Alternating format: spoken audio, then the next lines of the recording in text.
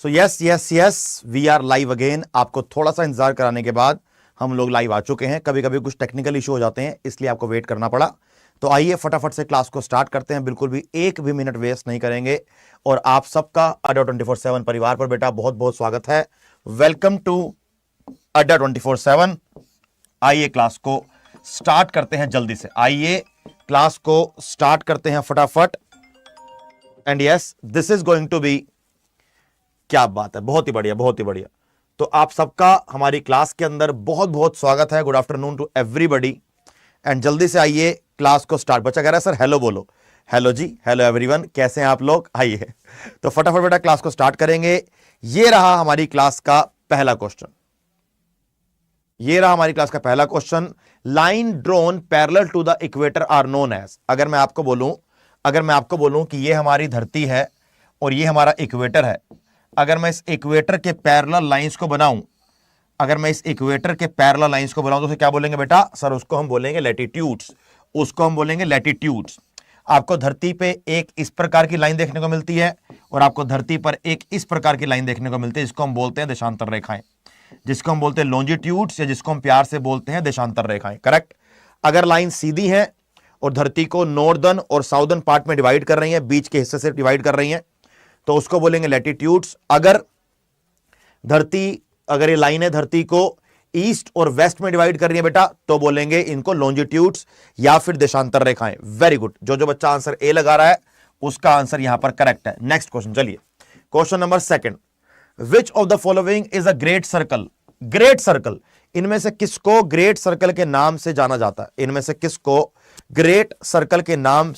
है? एक बार सारे बच्चे बेटा जी आ चुके हैं, जल्दी से क्लास को एक बार लाइक कर देंगे और क्लास को सारे बच्चे एक बार फटाफट शेयर भी कर देंगे। लीजिए, मैं भी एक बार फटाफट से क्लास को हमारे सब प्यारे बच्चों के साथ शेयर कर देता हूं, जिससे कि जो बच्चा आना चाहे वो क्लास के अंदर आकर जुड़ सकता है। राइट। जीएस बाय साहिल मैदान पर ग्रुप गया। आइए जी, we are live, join fast. जल्दी सारे बच्चे आ जाएंगे। बहुत ही बढ़िया, बहुत ही बढ़िया। राइट आंसर इज, हाँ बहुत सही। अगर मैं ये धरती को बीच में से डिवाइड करूं तो इस प्रकार का एक इक्वेटर गोला बनता है, इसको बोलते हैं equator. And equator is also known as, because equator धरती को दो इक्वल पार्ट में डिवाइड करता है, नॉर्दर्न हेमिस्फीयर में और साउदर्न हेमिस्फीयर में। इसीलिए इक्वेटर को हम क्या बोलते हैं? ग्रेट सर्कल भी बोलते हैं। Correct answer is B. Very good. अगर आप लोगों से पूछूं कि ट्रॉपिक ऑफ कैंसर की डिग्री या ट्रॉपिक ऑफ कैंसर का कोण क्या होता है, तो आप मुझे क्या आंसर देंगे बेटा? According to you tropic of cancer का कोण क्या होगा? जल्दी बताइए। According to you tropic of cancer का कोण क्या होगा? जल्दी आंसर करेंगे आप मुझे। ट्रॉपिक ऑफ कैंसर का होता है बेटा 23.5 degree north, 23.5 degree north. Very good. Next चलिए, क्वेश्चन नंबर तीसरा। Land and sea breezes occurs. जो हमारी विंड होती है, विंड हमेशा high pressure to low pressure move करती है। लो प्रेशर कहां पे क्रिएट होता है? सर लो प्रेशर क्रिएट होगा जहां पर गर्मी ज्यादा होगी, यानी कि जहां पर टेम्परेचर ज्यादा होगा वहां पर बनेगा लो प्रेशर, और जहां पर टेम्परेचर कम होगा वहां बनेगा हाई प्रेशर। तो विंड बेसिकली ऐसे काम करती है कि high pressure to low pressure move करेगी, फिर उसके बाद नीचे आएगी, फिर दोबारा ऐसे जाएगी। तो इस एक प्रकार का ऐसा एक साइकिल बन जाती है, तो इस साइकिल को बोलते हैं कन्वेक्शन। तो हमारे यहां पर बी 100% करेक्ट होगा। जब हीट की वजह से कोई साइकिल बनती है कि जब हाई प्रेशर होगा तो लो प्रेशर की तरफ हवा जाएगी, हमेशा wind high pressure to low pressure move करती है, यानी कि जहां पर टेम्परेचर कम होगा विंड वहां से कम टेम्परेचर की तरफ जाती है। ठीक है, तो इसे हम बोलते हैं कन्वेक्शन, संवहन की वजह से। करेक्ट। एक बार जरा देख भी लेंगे इसके साथ साथ कैसे यहां पर चल रहा है। देखो, अगर मैं दिन की बात करूं तो दिन में लैंड पे टेम्परेचर ज्यादा होगा और वाटर में टेम्परेचर कम होगा। ठीक है, इसलिए लैंड पर बनेगा लो प्रेशर और वाटर पर बनेगा हाई प्रेशर, और विंड आपकी हाई प्रेशर से लो प्रेशर मूव करेगी, विंड आपकी हाई प्रेशर से लो प्रेशर मूव करेगी। और जब wind high pressure to low pressure move कर रही है तो विंड कहां से बन रही है बेटा, विंड बन रही है सी से, तो इसको बोलते हैं सी ब्रीज, इसको बोलते हैं सी ब्रीज। और नाइट के टाइम पर आपका लैंड पे टेंपरेचर कम होगा और सी पर टेंपरेचर ज्यादा होगा, तो यहां बनेगा हाई प्रेशर और यहां बनेगा लो प्रेशर, बिल्कुल इसका उल्टा। तो फिर अब ये हाई प्रेशर से लो प्रेशर मूव करेगी, इसलिए इसको बोलेंगे लैंड ब्रीज। अगर एग्जाम में क्वेश्चन आ जाए कि सी ब्रीज कब चलती है, तो बेटा सी ब्रीज चलती है दिन में, तो बेटा जी सी ब्रीज चलती है दिन में। अगर एग्जाम में क्वेश्चन आ जाए कि नाइट में क्या चलता है, नाइट में चलती है लैंड ब्रीज। मैं जरा पेन का कलर एक बार चेंज कर लेता हूं, आपको दिख जाए क्लियरली। तो नाइट में चलती है लैंड ब्रीज। क्या चलती है बेटा, सर नाइट में चलेगी लैंड ब्रीज। आपने गलती से भी इसमें कंफ्यूज होकर अपने आंसर गलत नहीं करना, आपने गलती से भी कंफ्यूज होकर आंसर गलत नहीं करना। And yes, the correct answer was convection. चलिए अगला question, next. The Coriolis force, जब भी हम किसी चीज को ऐसे गोल गोल घुमाते हैं, जब भी हम किसी चीज को ऐसे गोल गोल घुमाते हैं, तो गोल गोल घुमाने की वजह से एक फोर्स क्रिएट होती है, उसे बोलते हैं कोरियोलिस फोर्स। जैसे हमारी धरती वेस्ट टू ईस्ट मूव करती है, हमारी धरती वेस्ट टू ईस्ट मूव करती है, राइट बोल रहा हूं। तो वेस्ट टू ईस्ट मूव करने की वजह से क्या होता है, जो धरती राउंड राउंड अपने ही एक्सिस पर रोटेट कर रही है, उसकी वजह से अगर मैं धरती के बिल्कुल ऊपर से एक पानी की बूंद फेंकूं तो वो एग्जैक्टली नीचे नहीं आएगी, वो हल्की सी टर्न हो जाएगी, वो हल्की सी टर्न हो जाएगी, टर्न। उस टर्न करने की ही स्पीड को या टर्न करने के बल को बोलते हैं कोरियोलिस फोर्स। उस टर्न करने के बल को बोलते हैं बेटा कोरियोलिस बल। और कोरियोलिस बल मैक्सिमम होता है पोल्स पर, और कोरियोलिस बल मिनिमम होता है इक्वेटर पर, मिनिमम होता है इक्वेटर पर। इसलिए इक्वेटर पर आपको डोलड्रम्स देखने को मिलते हैं, इसलिए आपको इक्वेटर पर डोलड्रम्स देखने को मिलते हैं, राइट। एक बार जरा आगे देखेंगे, और यस तक क्या आंसर है भैया, मैक्सिमम एट पोल्स। यहां पर आपका डी करेक्ट है, यहां पर आपका डी करेक्ट होगा, डी कर रहे हैं, वेरी गुड। चलिए अगला क्वेश्चन एक बार आपके सामने देखो, क्या देखो, ये धरती घूम रही है ना, ये धरती ऐसे मूव कर रही है, और मूव करने की वजह से ये जो बॉल हमने यहां से गिरी, ये बॉल इस तरफ ऐसे मूव कर रही है, ठीक है। तो यहां पर क्या लिखा हुआ है कि Coriolis force is an apparent force, यानी कोरियोलिस बल पृथ्वी के घूर्णन के कारण होने वाला एक आभारी है। कोरियोलिस फोर्स मैक्सिमम होगा पोल्स पर, मैक्सिमम होगा पोल्स पर, और मिनिमम होगा इक्वेटर पर, राइट। चलिए बेटा अगला क्वेश्चन, नेक्स्ट। जो भी बातें मैं आपको यहां बोर्ड पर लिखता हूं, अपने साथ आप उसको साथ साथ लिखते जाए कीजिए। एक बच्चा कह रहा था CHSL टीयर 2 के लिए क्या करूं। बेटा अगर आप CHSL टीयर 2 की तैयारी कर रहे हो, या फिर आप CHSL टीयर 1 की तैयारी कर रहे हो, आप हमारे साथ रोज दोपहर को 3 बजे, आप मेरे साथ रोज दोपहर को 3 बजे जुड़ सकते हो, simple, right. The earth is divided into time zones, earth को अलग अलग टाइम जोन में डिवाइड किया गया। जैसे मानो कि अगर ये अर्थ है तो इमेजिनरी लाइंस है, लॉन्जिट्यूड्स, ये अर्थ को अलग अलग टाइम जोन में डिवाइड करती हैं, ये अर्थ को अलग अलग टाइम जोन में डिवाइड करती हैं, ठीक है। तो इस अर्थ को अलग अलग टाइम जोन में डिवाइड क्यों किया हुआ है ना, अर्थ को अलग अलग टाइम जोन में डिवाइड क्यों किया हुआ है, क्योंकि पूरी दुनिया का टाइम को मैनेज किया जा सके, because to maintain a standard time system, to maintain यानी कि एक मानक समय प्रणाली को बनाए रखना। सेकेंड ऑप्शन क्या कहता है, मेंटेनिंग सेम टाइम। अगर मेंटेनिंग सेम टाइम की बात अगर आपसे करी जाए तो क्या इंडिया और यूएसए का टाइम सेम होता है, या इंडिया ऑस्ट्रेलिया का, इंडिया चाइना का, इंडिया साउथ अफ्रीका का? क्या जिस समय इंडिया में सूरज निकलता है क्या उस समय कनाडा में सूरज निकलता है? नहीं सर, तो टाइम तो सेम हो ही नहीं सकता, तो डेफिनेटली ये गलत हो गया। Right answer is a, simple. कभी कभी क्या होता है ना, कुछ क्वेश्चन में आप जब सिंपल लॉजिक लगाते हो ना तो आपके क्वेश्चन इजीली सोल्व होते हैं। इनमें से कौन से स्टेट के अंदर माइकाल रेंजेस पाई जाती हैं? इनमें से कौन से स्टेट्स के अंदर माइकाल रेंजेस पाई जाती हैं, है ना? उत्तर प्रदेश में, राजस्थान में, बिहार में या छत्तीसगढ़ में? आप में से जो बच्चा इस क्लास की पीडीएफ चाहता है, इस क्लास की पीडीएफ चाहता है, आप हमारी अड्डा की एप्लीकेशन डाउनलोड कर सकते हो।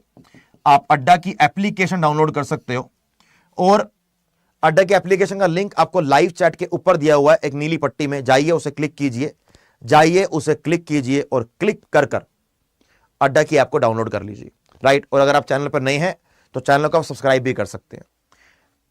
अगर माइकाल रेंज की बात करी जाए तो माइकाल रेंज छत्तीसगढ़, माइकाल रेंज छत्तीसगढ़ और मध्य प्रदेश, छत्तीसगढ़ और मध्य प्रदेश, इन दोनों स्टेट के अंदर पाई जाती है, इन दोनों स्टेट के अंदर पाई जाती है। And yes, the correct answer is Chhattisgarh. अगर मैं आगे बढ़ के दिखाऊं आपको, देखो आपके सामने होकर दिखाने जा रहा हूं कि कहां पर पाया जाता है, कि कहां पर पाया जाता है। तो ये पाया, देखो यहां पर आपके सामने ये लिखे आपके Michael ranges, this is your Michael range. ये आपको, ये सारे आपके बेटा, मैं एक दिन क्या करता हूं ना, एक दिन आपको सारे इनके ऊपर अलग वीडियो बना दूंगा। एक क्या लिखा है यहां पे, right to constitutional remedies, right to constitutional remedies या फिर संवैधानिक उपचार का अधिकार, इनमें से कौन से आर्टिकल के अंदर आता है, इनमें से कौन से आर्टिकल के अंदर आएगा?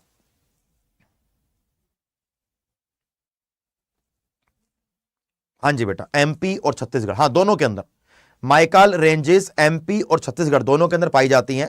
लेकिन क्वेश्चन में छत्तीसगढ़ दिया तो हमारा आंसर छत्तीसगढ़ होगा, है ना? बताइए बेटा क्या आंसर होगा? देख, very simple, article 32, article 32 is the correct answer. यहां पे आर्टिकल 19 दिया गया है, ये राइट टू फ्रीडम की बात करता है, ये राइट टू फ्रीडम की बात करता है। आर्टिकल 14 राइट टू इक्वालिटी की बात करता है, राइट टू इक्वालिटी की बात करता है। चलो मुझे क्वेश्चन और बताओ कि आर्टिकल 21 किसके बारे में बात करता है? आर्टिकल 21 किसके बारे में बात करता है? मैं बार बार आपको वही फंडामेंटल राइट रिवाइज कराता हूं कि जीवन में आप आर्टिकल्स को याद कर लो, है ना? मेरे ख्याल से आर्टिकल 21 मैंने अपनी क्लास में 10 बार करा दिया होगा, तो मैं नहीं चाहता कि आप आर्टिकल 21 का आंसर मुझे गलत दें। तो this is my request to all of you कि प्लीज आप आर्टिकल 21 का आंसर करेक्ट दीजिएगा। तो बताइए बेटा कि आर्टिकल 21 का आंसर क्या होता है? Very good, the right answer is right to life, the right answer is right to life. इसी के अंदर आपका एक और आर्टिकल है, आर्टिकल 21A, आर्टिकल 21A, वो होता है राइट टू एजुकेशन, वो होता है राइट टू एजुकेशन। ये सारे क्वेश्चन आपके एग्जाम में कई बार आते हैं, आपको इसलिए बोलता हूं याद किया करो। Next question, which terms is not used in the preamble of the Indian constitution? भारतीय संविधान के प्रस्तावना में इनमें से कौन से वर्ड को यूज नहीं किया गया? भारतीय संविधान की प्रस्तावना में इनमें से कौन से वर्ड को चूज नहीं किया गया? बच्चा कह रहा है कि right to choose life partner, है ना? Right to choose life partner, right to choose life partner भी आपका एक हक है कि आपकी जबरदस्ती कोई शादी या आपकी जबरदस्ती कोई ब्याह नहीं करा सकता, है ना? आपकी कोई जबरदस्ती शादी आपकी जबरदस्ती को ब्याह नहीं करा सकता। तो अगर आप चाहते हैं कि जबरदस्ती आपकी शादी ना कराई जाए तो जीवन में कुछ बन जाओ कि आपके साथ को शादी करने के लिए राजी भी हो पाए, है ना? वेरी गुड, बिल्कुल सही बोल रहे हैं आप। हमारा जो संविधान है, ये जो हमारी इंडिया है, India that is Bharat, it is a union of state. India that is Bharat, that is union of states. यहां पर यूनियन का मतलब ही संघ होता है और फेडरल का मतलब भी संघ होता है, फेडरल का मतलब भी संघ होता है। लेकिन हमारा देश यूनियन ऑफ स्टेट्स है, हमारा देश फेडरलिज्म नहीं है। Our country is not a federal country. India is a union of states. Right? Very good. The correct answer is हमारे संविधान के प्रियम्बल में फेडरल वर्ड कभी भी नहीं यूज किया गया। हमारे संविधान में सोशलिस्ट, हमारे संविधान में सोशलिस्ट इंटीग्रिटी और सेक्युलर एक संविधान के संशोधन के द्वारा ऐड किए गए थे। मेरा आप लोगों से क्वेश्चन सिंपल ये है कि ये तीन वर्ड हमारे संविधान के कौन से संशोधन के द्वारा, हमारे संविधान के कौन से संशोधन के द्वारा ऐड करे गए हैं?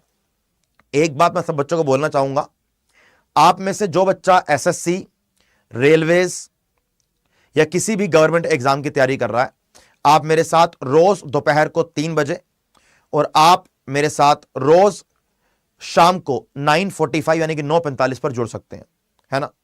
चलिए, कह रहे सर अभी हमको सब इग्नोर करते हैं। हाँ जी, क्या बात है, अभी आपको सब इग्नोर करते हैं, सफल हो जाओगे तो आपको कोई इग्नोर नहीं करेगा, है ना, सफल हो जाओगे तो आपको कोई इग्नोर नहीं करेगा। क्या बात है, very good very good.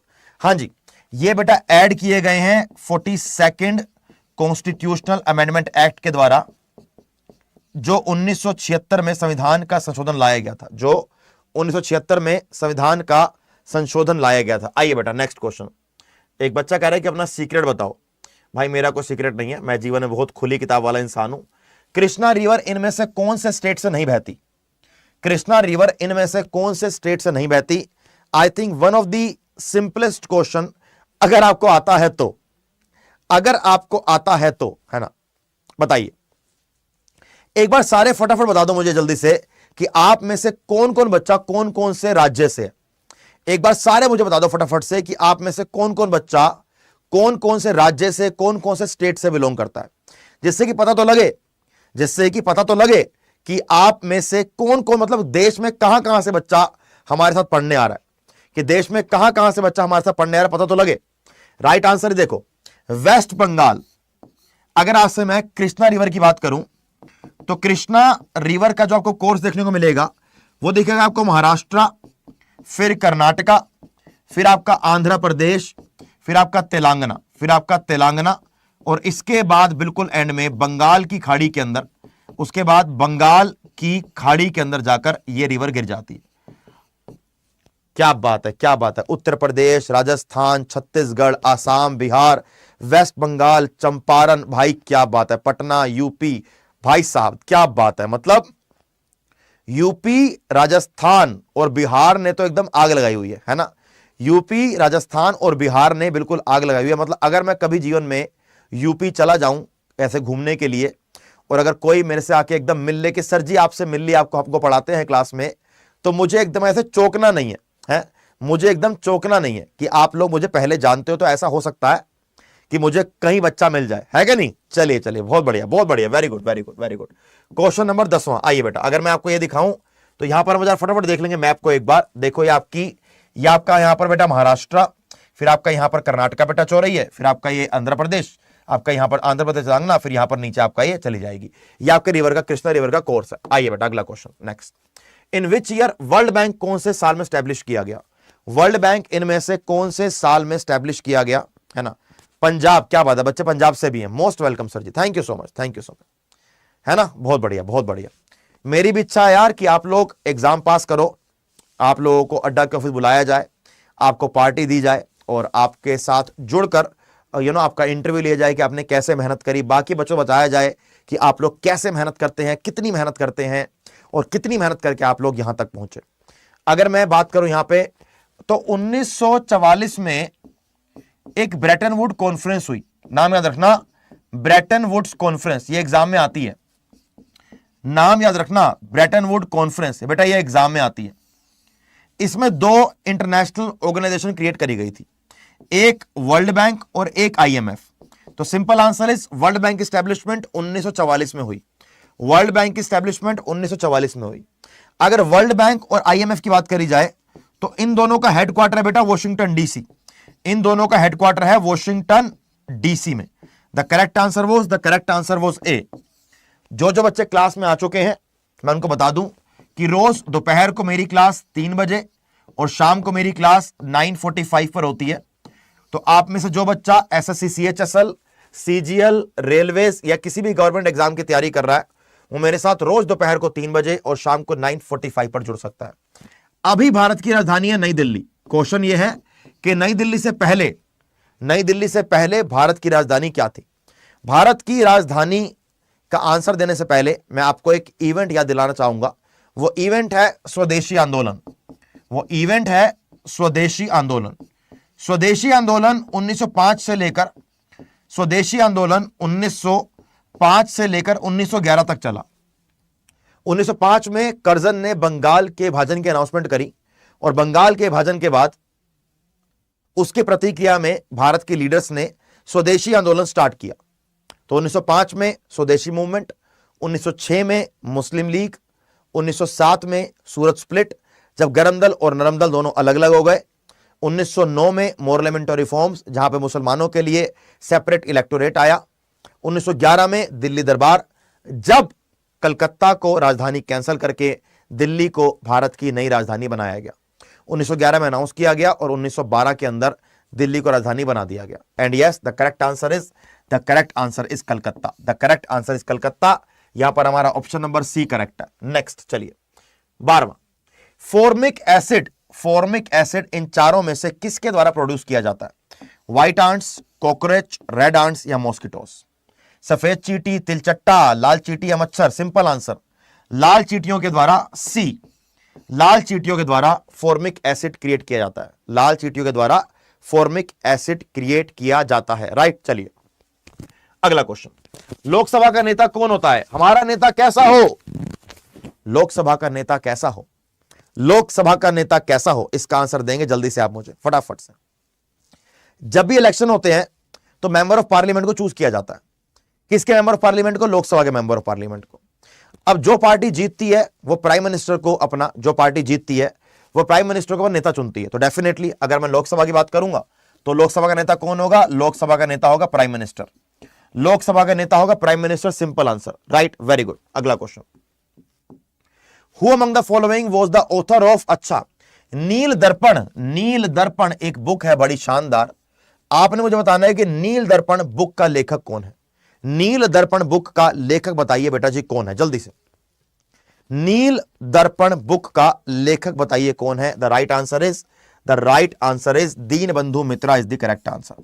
Deenbandhu Mitra is the correct answer. आपको अगर मुझ पर विश्वास नहीं है तो विश्वास दिलाने के लिए आपके सामने बुक आ चुकी है, लिखा हुआ है Neel Darpan, the indigo planting mirror. This is a drama written by Dinabandhu Mitra, Dinabandhu Mitra. Very good, very very very good. चलिए अगला क्वेश्चन, क्वेश्चन 15वां, to overthrow the British rule Kuka movement organised. Kuka movement was started by Ram Singh. Kuka movement was starting by Ram Singh. आपने मुझे बताना है कि कुका movement Ram Singh के द्वारा कौन से राज्य में स्टार्ट करी गई थी? कुका मूवमेंट राम सिंह के द्वारा, कुका मूवमेंट राम सिंह के द्वारा कौन से राज्य में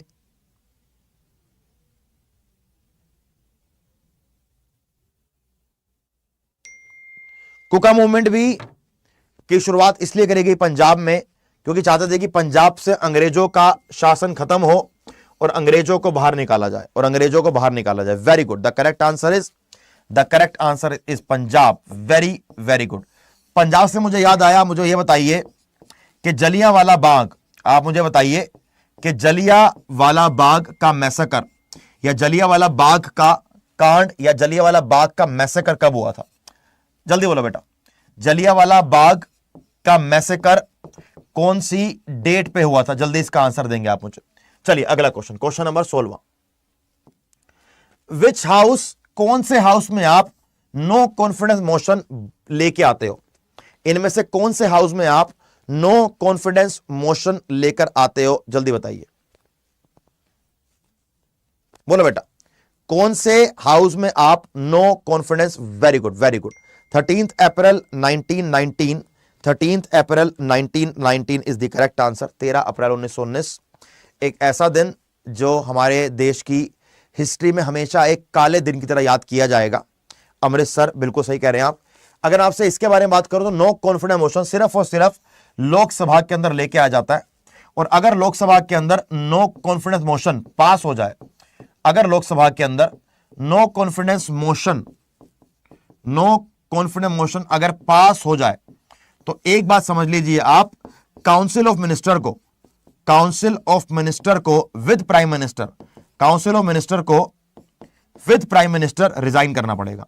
काउंसिल ऑफ मिनिस्टर को विद प्राइम मिनिस्टर रिजाइन करना पड़ता है, और अगर council of minister with prime minister resign कर जाएगी तो सरकार गिर जाएगी, और सरकार गिरने के बाद नए फ्रेश इलेक्शंस करवाए जाएंगे। राइट, चलिए अगला क्वेश्चन, नेक्स्ट आइए बेटा, अगला क्वेश्चन, क्वेश्चन नंबर 17वां, सोशलिज्म यानी कि समाजवाद, अकॉर्डिंग टू यू समाजवाद का प्राइमरी गोल क्या होता है? पैसा कमाना, एक्सपेंडिचर कम से कम करना, सोशल वेलफेयर करना, या ये सारे के सारे?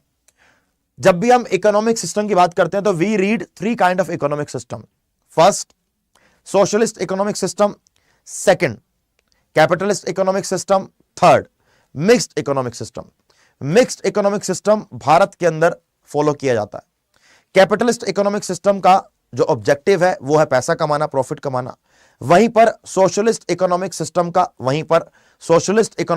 का ऑब्जेक्टिव है सोशल वेलफेयर, यानी कि लोगों का भला करना, राइट, लोगों का भला करना।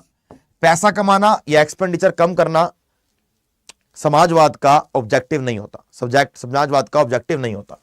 क्वेश्चन नंबर 18वां, भारत में कौन सी पर्वत श्रेणी यंगेस्ट है? भारत में कौन सी पर्वत श्रेणी यंगेस्ट है, यानी कि सबसे लेटेस्ट नहीं, यंगेस्ट। भारत में कौन सी पर्वत श्रेणी यंगेस्ट पाई जाती है? अगर आपको पता हो, अच्छा आप लोगों से मैं क्वेश्चन पूछता हूं, इसका आंसर मुझे पता आप लोगों को आता होगा, लेकिन आप लोगों से मैं क्वेश्चन पूछूंगा। मेरा क्वेश्चन आप लोगों से बहुत सिंपली ये है कि जहां पर अभी हिमालय है, वहां पर उससे पहले एक ओशन या उससे पहले एक सी या उससे पहले एक सागर हुआ करता था। तो क्या आप में से मुझे कोई महानुभाव बता सकता है कि उस सी का नाम क्या है? कि जहां पर अभी हिमालय है वहां पर अभी एक सी, यानी कि SEA, सी हुआ करता था। तो जरा आप मुझे बताइए कि इस सी का नाम क्या था? इसका आंसर बिल्कुल है, हमारे भारत में हिमालय सबसे यंगेस्ट माउंटेन्स है। अगर एग्जाम में क्वेश्चन आ जाए कि ओल्डेस्ट कौन से हैं, तो अरावली आर दी ओल्डेस्ट। इसका आंसर मुझे देना चाहेगा? Very good, right answer is तैथस C. C is the correct answer. आपको पता है कि अभी जहां भारत है, भारत उससे बहुत नीचे था। तो कई लाखों साल पहले भारत ने नॉर्थ की तरफ मूवमेंट करनी चालू करी, और ऊपर थी यूरेशियन प्लेट, नीचे थे इंडियन प्लेट।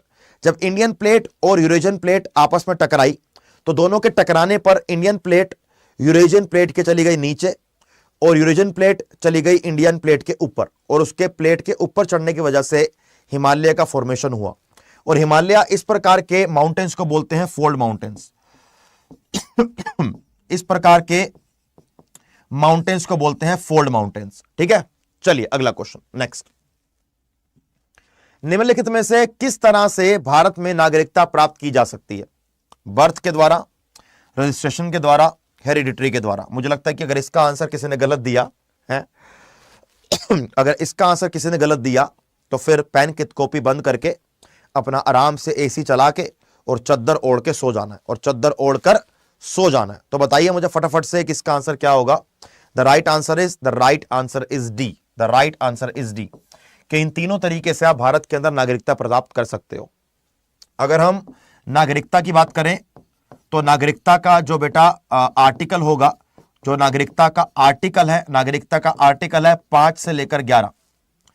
नागरिकता का जो भाग है या नागरिकता का जो पार्ट है, नागरिकता का पार्ट है पार्ट 3। तो ये सब बातें आप याद रखेंगे। ठीक है भैया, चलिए वेरी गुड। नेक्स्ट क्वेश्चन, आइए क्वेश्चन नंबर 20वां। महात्मा गांधी ने साबरमती आश्रम की स्थापना कहां पर की थी? क्या आप लोग जानते हैं? आज मैंने सुबह वाली क्लास में भी क्वेश्चन पूछा था ये वाला, कि महात्मा गांधी और जिन्ना, इन दोनों के पॉलिटिकल गुरु सेम थे। मैं आपसे जानना चाहता हूं कि महात्मा गांधी और जिन्ना, नागरिकता मींस इन इंग्लिश, नागरिकता का बेटा इंग्लिश के अंदर मतलब होता है सिटीजनशिप। मैं आप लोगों से जानना चाहता हूं कि महात्मा गांधी और जिन्ना के पॉलिटिकल गुरु कौन थे? इसका मुझे आंसर देंगे। इसका आंसर आप बिल्कुल करेक्ट दे रहे हैं। The correct answer is C. आपका आंसर बिल्कुल करेक्ट है, लेकिन मैं चाहूंगा कि आप मुझे इसका आंसर दें। Very good. Right answer is Gopal Krishna Gokhale is the correct answer. Gopal Krishna Gokhale is the 100% correct answer. Right, चलिए बेटा अगला क्वेश्चन नंबर 21वां। मनी बिल कहां पर इंट्रोड्यूस किया जाता है? लोकसभा में, राज्यसभा में, जॉइंट सिटिंग दोनों के हाउस में, या इनमें से कहीं पर भी नहीं? अगर मैं आपसे मनी बिल की बात करूं तो मनी बिल का आर्टिकल होता है आर्टिकल 110। मनी बिल सिर्फ और सिर्फ लोकसभा के अंदर पेश किया जाएगा। लोकसभा के अंदर पेश करने से पहले हमें राष्ट्रपति की रिकमेंडेशन चाहिए होती है, हमें राष्ट्रपति की प्रायर रिकमेंडेशन या प्रायर मंजूरी चाहिए होती है। ठीक है, अगर हमें प्रायर रिकमेंडेशन चाहिए और अगर राष्ट्रपति ने प्रायर रिकमेंडेशन दे दी है तो राष्ट्रपति इस बिल को पास होने के बाद दोबारा पार्लियामेंट में रिकंसिडरेशन के लिए सेंड भी नहीं कर सकता। Very important point. इसके बाद मेरा आप लोगों से क्वेश्चन एक और है, इसके बाद मेरा आप लोगों से क्वेश्चन ये है,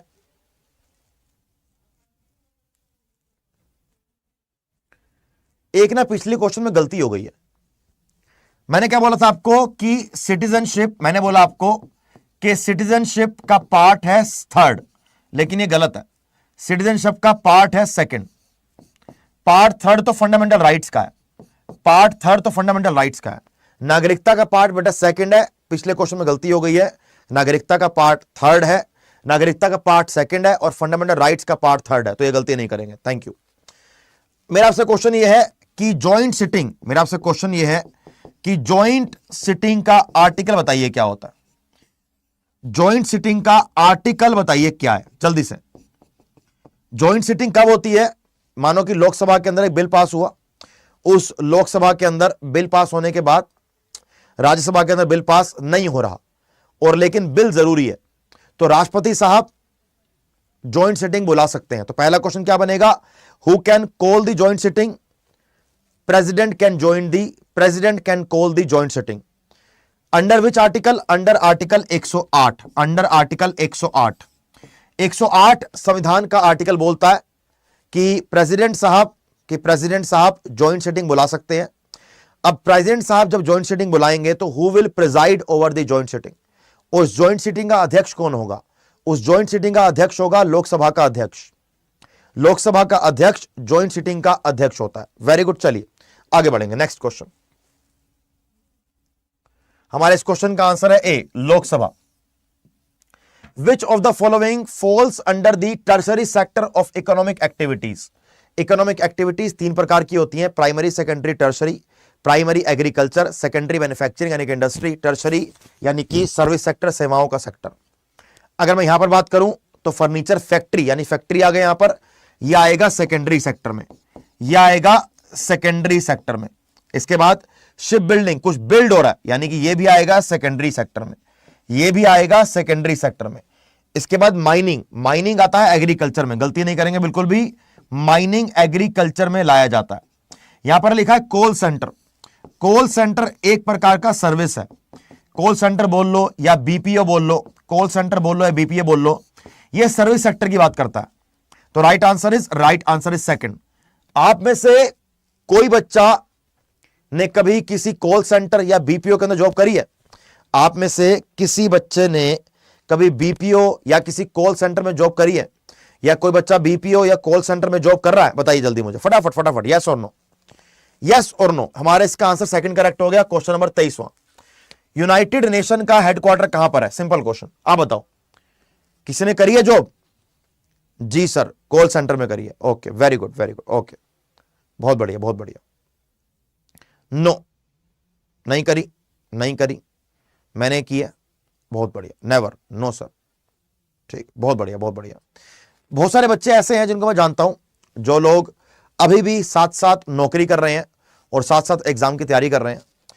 मैंने आप लोगों से क्वेश्चन ये पूछा, मैंने भी रिसेंटली कुछ बात रियलाइज करी कि बच्चों को लगता है कि कॉल सेंटर में जॉब करना या बीपीओ में जॉब करना एक खराब चीज है। ऐसा कुछ नहीं है। अगर आपको जरूरत है तो जरूर बीपीओ में या कॉल सेंटर में जॉब कीजिए। बीपीओ और कॉल सेंटर में जॉब करने का एक बहुत बड़ा फायदा है, आपका कम्युनिकेशन स्किल्स या आपका बात करने का तरीका बहुत अच्छा हो जाता है, आपके वर्ड्स बहुत क्लियरली निकलते हैं। कह रहा सर आपने करी है? बेटा मैंने करी तो नहीं है, लेकिन मुझे नहीं लगता कि अगर मैं कभी करता तो मुझे करने पे कोई शर्म आती, क्योंकि मुझे लगता है कोई भी काम बड़ा या छोटा नहीं होता, हर काम जो भी कर रहा है उसकी रिस्पेक्ट करनी चाहिए। And yes, the headquarter of United nation is in New York. Headquarter of United nation is in New York. Washington DC में वर्ल्ड बैंक और आईएमएफ के हेडक्वार्टर है। मैं आपको यह चीज इतनी बार गिनवा दूंगा ना कि आप कभी भूल नहीं पाओगे एग्जाम के अंदर। चलिए अगला क्वेश्चन, क्वेश्चन नंबर 24वां, कुचिपुड़ी इनमें से कौन से राज्य का डांस है?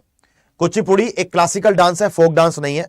आपने मुझे बताना है कि कुचिपुड़ी इनमें से कौन से राज्य का डांस है। सिंपल, वेरी वेरी सिंपल, है ना, बताइए जल्दी बोलिए बेटा, क्या आंसर होगा? The correct answer is Andhra Pradesh is the correct answer. Andhra Pradesh is the correct answer. मेरा आपसे क्वेश्चन एक और है कि कथक कौन से राज्य का नृत्य है? कथक कौन से राज्य का नृत्य है, आप मुझे बताइए। कुचिपुड़ी आंध्र प्रदेश। अगला क्वेश्चन आपके लिए एक और कि कथक कौन से राज्य का नृत्य है, जल्दी बताइए बेटा। कथकली नहीं, कथक, ओनली कथक।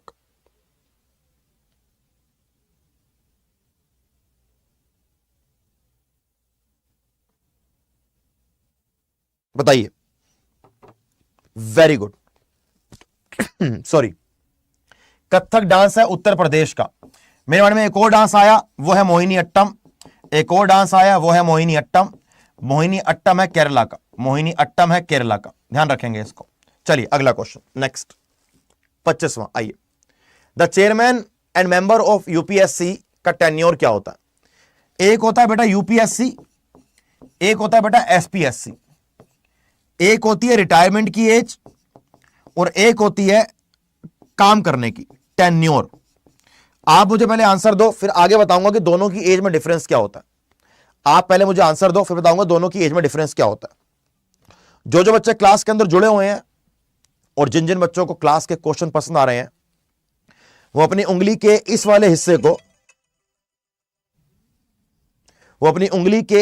हिस्से को थोड़ी सी तकलीफ दें और वीडियो के लाइक वाले बटन पर ऐसे जाकर खट करके प्रेस करें और वीडियो को लाइक करें और वीडियो को बाकी बच्चों के साथ भी एक बार शेयर करें।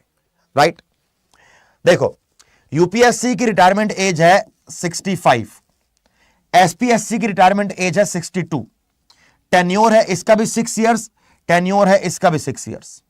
यूपीएससी के मेंबर और चेयरमैन दोनों के दोनों राष्ट्रपति के द्वारा अपॉइंट किए जाते हैं। यूपीएससी के मेंबर और यूपीएससी के चेयरमैन दोनों ही राष्ट्रपति के द्वारा अपॉइंट किए जाते हैं। And yes, the correct answer is 6 years and 65 years is the correct answer. 6 years and 65 years is the correct answer. यहां पर हमारा ऑप्शन नंबर डी करेक्ट होगा। यहां पर हमारा ऑप्शन नंबर डी 100% करेक्ट होगा। आगे बढ़ेंगे बेटा नेक्स्ट 26 क्वेश्चन पर। इनमें से करेक्ट पेयर को चूज करो, इनमें से करेक्ट पेयर को चूज करो। हम आपको पता है ना कि जब भारत देश आजाद हुआ तो प्लानिंग कमीशन बनाई गई और प्लानिंग कमीशन ने 5 ईयर प्लान्स स्टार्ट करे, है ना। तो टोटल 12 5 ईयर प्लान्स बन चुके हैं। आपके सामने 5 ईयर प्लान्स और उनके ऑब्जेक्टिव दिए गए हैं। आपने सही को चुनना है। पहला क्या दिया है? थर्ड 5 ईयर प्लान क्या बोलता है? Rapid industrialisation and basic industries. Okay. Fourth 5 year plan क्या बोलता है? फैमिली प्लानिंग प्रोग्राम, ठीक है। फर्स्ट 5 ईयर प्लान क्या बोलता है? Mahalanobis model. Second 5 year plan क्या बोलता है? Focus on agriculture. First of all, जब पहला 5 ईयर प्लान आया तो उसका फोकस था एग्रीकल्चर पे, तो हमारा ये वाला पॉइंट तो गलत हो गया। सेकंड प्लान का नाम था Mahalanobis model second 5 year plan का नाम था, तो ये भी गलत हो गया, दोनों गलत। इसके बाद rapid industrialisation and basic industries, ये था सेकंड 5 ईयर प्लान का ऑब्जेक्टिव। तो यहां पर डेफिनेटली हमारा ऑप्शन नंबर सेकंड करेक्ट है।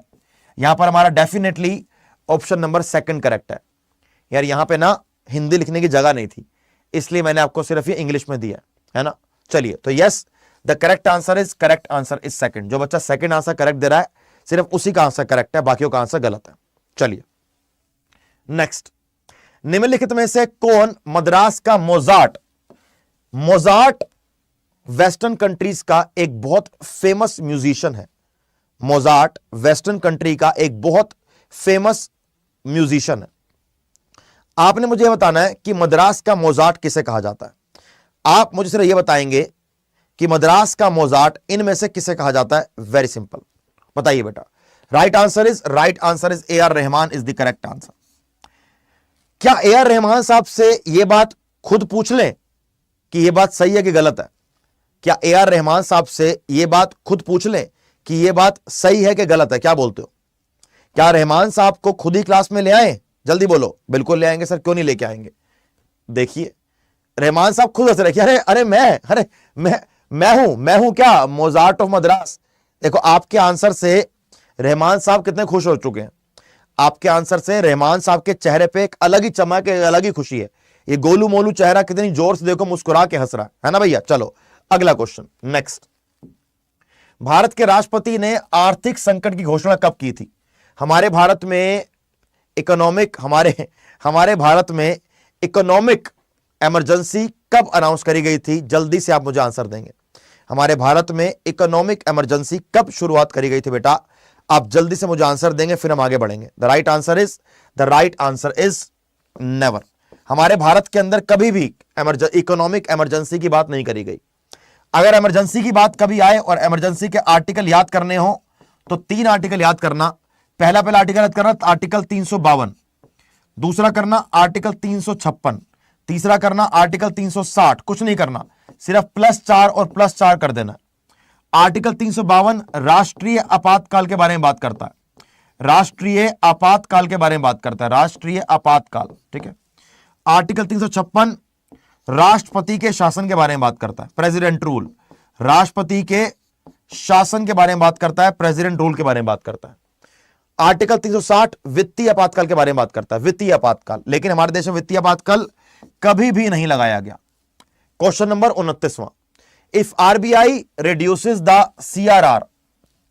ये क्वेश्चन प्योर इकोनॉमिक्स का है, थोड़े से क्वेश्चन का लेवल ज्यादा है।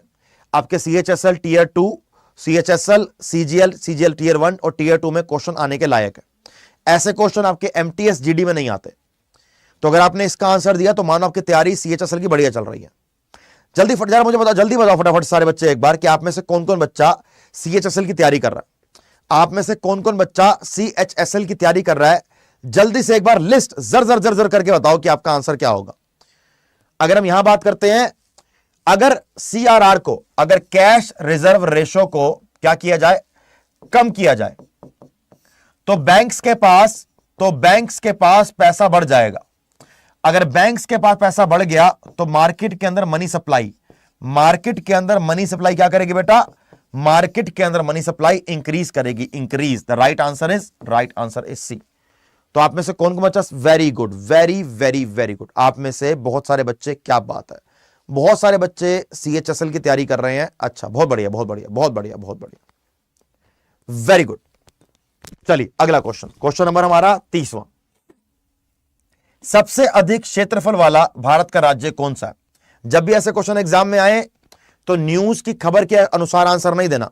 आपने सिर्फ सेंसस 2011 के अनुसार, आपने सेंसस 2011 के अनुसार आंसर देना। आपने सिर्फ सेंसस 2011 के अनुसार आंसर देना। तो सेंसस 2011 के अनुसार भारत के सबसे लार्जेस्ट राज्य, भारत का सबसे लार्जेस्ट राज्य है राजस्थान, और भारत का सबसे स्मॉलेस्ट राज्य है, भारत का सबसे स्मॉलेस्ट राज्य है गोवा। भारत का सबसे स्मॉलेस्ट राज्य है Goa. The right answer is Rajasthan. C is the correct answer. इसके बाद आप में से जो बच्चा DFCCIL की तैयारी कर रहा है, हमने आपके लिए एक कोर्स लॉन्च कर दिया है। आप जाएंगे इंटरनेट पर, आप अड्डा की वेबसाइट खोलेंगे, यहां पर आपको वेबसाइट खुलकर आएगी। आप यहां पर ऑल कोर्स पर क्लिक करेंगे। आपने DFCCIL के कोर्स के लिए आपने जाना है रेलवेज में। रेलवेज के अंदर आपको DFCCIL नॉन टेक का कोर्स मिलेगा। आपने यहां पर जाना है और आपके पास 2 ऑप्शन है। या तो आप DFCCIL का कोर्स पूरा खर्च ले लो, इसके अंदर मैं आपको जीके और जीएस में पढ़ाऊंगा, या फिर आप DFCCIL का नॉन टेक का महापैक ले लो। आप दोनों में से जो भी खरीदते हैं, जिसके अंदर भी आप एनरोल करते हैं, आपका एग्जाम पास कराने की जिम्मेदारी हमारी। और DFCCIL एक ऐसा एग्जाम है जिसके अंदर आपको एक कोर्स या एक बैच लॉन्च ज्वाइन कर लेना चाहिए। अगर मैं आपसे DFCCIL के कोर्स की बात करूं, मैं यहां पर क्लिक करता हूं, आपको इस कोर्स के अंदर क्या क्या मिल रहा है पहले जानना यह जरूरी है। पहली बात तो है कि बेटा रेलवे की वैकेंसी है, रेलवे की अलग बॉडी है, डेडिकेटेड फ्लाइट कॉरिडोर्स, इनकी वैकेंसी है ये। आप में से जो बच्चा CHSL की तैयारी कर रहा है और CHSL का कोर्स ज्वाइन करना चाहता है, मैं इसके बाद CHSL के बारे में ही बात करूंगा, तो आप वीडियो पर रुके रहेंगे। इसके बाद अगर हम आगे बढ़ते हैं, ये इसका CBT 1 का कोर्स है, ये CBT 2 का है। इसके बाद DFCCIL एग्जीक्यूटिव, ये आपका कोर्स हम कराएंगे इसके अंदर पूरा, जहां पर आपको live classes, recorded classes, class notes, live daily doubt room और कंप्लीट आपकी तैयारी कराई जाएगी टेस्ट सीरीज के साथ साथ। यहां पर आपने बाय नाउ पर क्लिक करना है, आप जाएंगे यहां पर क्लिक करेंगे, यहां पर आपने Y724 अपने साहिल सर का कोड लगाना है। जैसे इसको अप्लाई करते हैं बेटा, ये कोर्स आपका कम हो जाएगा। जैसे आपने अप्लाई किया, ये आपका प्राइस अपने आप कम हो जाएगा। मैं आपसे दो बातें करना चाह रहा था, एक बात हमारे इस कोर्स के बारे में और एक बात एक और कोर्स के बारे में। यह आपका DFCCIL का कोर्स है, जिसका प्राइस 7,399 था, जो कम होके 1,839 हो जाता है, जो कम होके 1,839 हो जाता है। आपने कोड लगाना है Y724, आपने कोड लगाना है Y724, आपने कोड लगाना है बेटा Y724। आप में से अगर आप में से कोई बच्चा SSC CHSL की तैयारी कर रहा है, तो आपके पास दो ऑप्शंस है, या तो आप CHSL का महापैक ले सकते हैं, या फिर आप एकलव्य 2.0 में ज्वाइन कर सकते हैं। अभी रिसेंटली हमने क्रैश कोर्स लॉन्च किया है CHSL का, जो कि 14 जून से स्टार्ट होगा। तो आप अगर चाहें तो आप CHSL का महापैक लें। CHSL महापैक के अंदर आपको एकलव्य जो पहले बैच था वो मिल जाएगा पूरा, आपको एकलव्य 2.0 बैच मिल जाएगा, और जो साथ साथ हमारा क्रैश कोर्स है वो भी आपको मिल जाएगा। तो अगर आप चाहते हैं इस बार CHSL का एग्जाम पास करना, तो आप एकलव्य बैच में जरूर एनरोल कीजिए और मेरा कोड लगाइए Y724, आपको मिलेगा 80% का डिस्काउंट। अगर आप में से कोई बच्चा DFCCIL की तैयारी कर रहा है, तो जाइए रेलवेज के ऑप्शन पर जाकर DFCCIL नॉन टेक पर क्लिक कीजिए और मेरा कोड Y724 लगाकर एग्जाम को पास कीजिए। आज के लिए बेटा जितना ही, कल मिलेंगे दोपहर को 3 बजे और शाम को दोबारा 9:45 पर। तब तक के लिए all the very best, take care and जय हिंद। और मैं एंड में बोलना चाहूंगा कि लव यू ऑल। चलिए।